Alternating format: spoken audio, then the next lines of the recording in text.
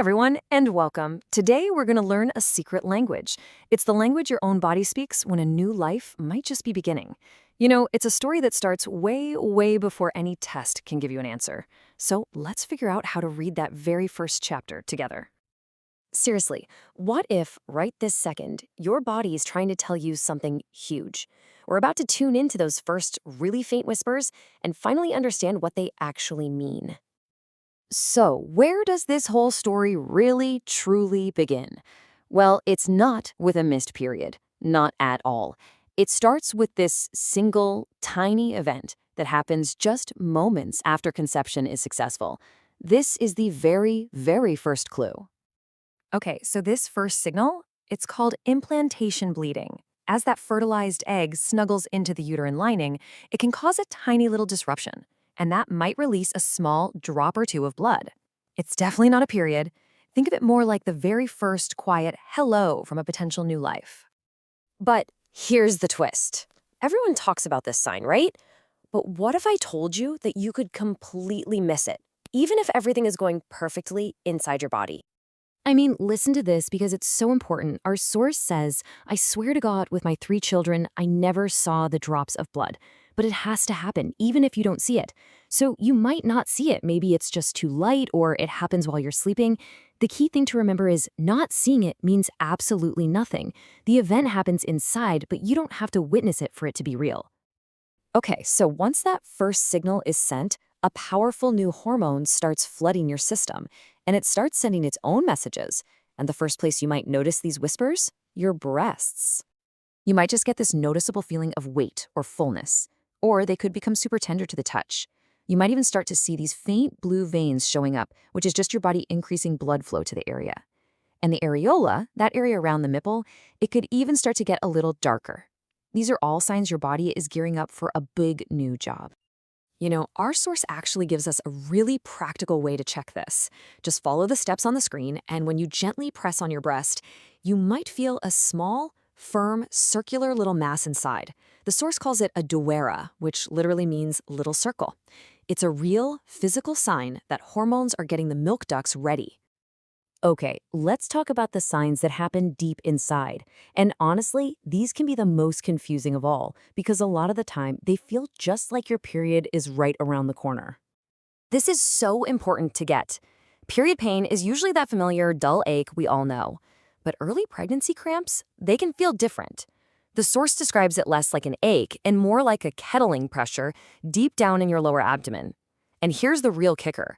They often come with these sharp, sudden twinges called nachazat. That little sharp feeling is the key difference to look out for.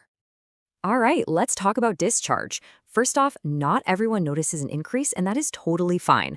But if you do, it usually looks like this. It's creamy and soft, a clean white color, it's not stretchy like ovulation discharge, and it's completely odorless.